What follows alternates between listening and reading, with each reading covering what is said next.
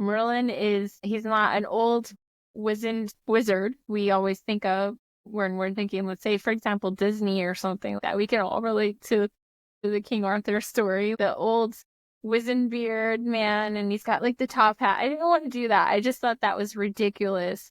The characters have their own uniqueness that kind of add to the story. So Merlin is this crazy haired wild man, but he doesn't look old, and he's always wearing blue. So they all have their distinct coloring of how they're dressing and how they're acting. And he likes lots of cups of tea. He has like his home is disorganized, and he always thinks that he knows everything, that he's right about everything, and he can't ever admit that he's wrong, even when he is, because he's a wizard. So I kind of put that in book one, and I kind of just like, yes, that's who he is. And then I love my character Dominic because he doesn't care how he dresses.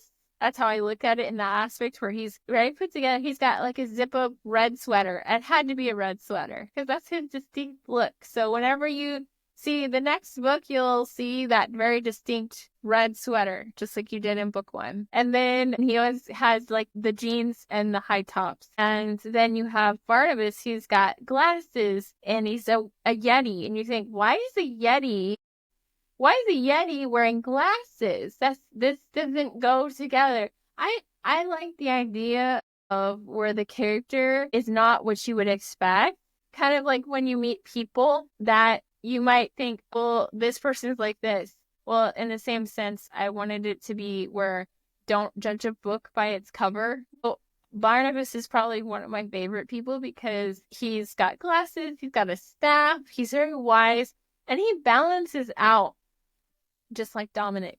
He's like the landscape that's icy. He balances out Merlin in the sense because Merlin is one extreme, but then you get Barnabas who's, okay, let's think about this. How are we gonna do this? Let's take our time. So that's kind of how I did him. And then Buckle Boots the pirate is kind of, I didn't put him in, like, I didn't mention him before, but he's also unique in that he's a pirate. So he really cares about how he dresses. He's the captain, and he's got dark hair, and he's got like that pirate shirt and vest and the black pants and the boots, and like when you think of a pirate. But he's also his character is unique in that he dresses a certain way, so he's playing a part, but he isn't who he says he is. But it's like he's a good person, but he dresses a certain way that people think that, okay, this is who he is. I just want to point out for our listeners, you might hear Theresa talk a lot about who her characters are and think, what does that have to do with world building? It has everything to do with world building because in and of itself, character development is universe building. So even the personality that you create, everything, the persona, how they look, the small details about your character, how they act, how they play out their part, is how they shape and interact the worlds that you create. By the way, I'm really here for Merlin as the crunchy, hippie, living in the woods, homesteading chemist.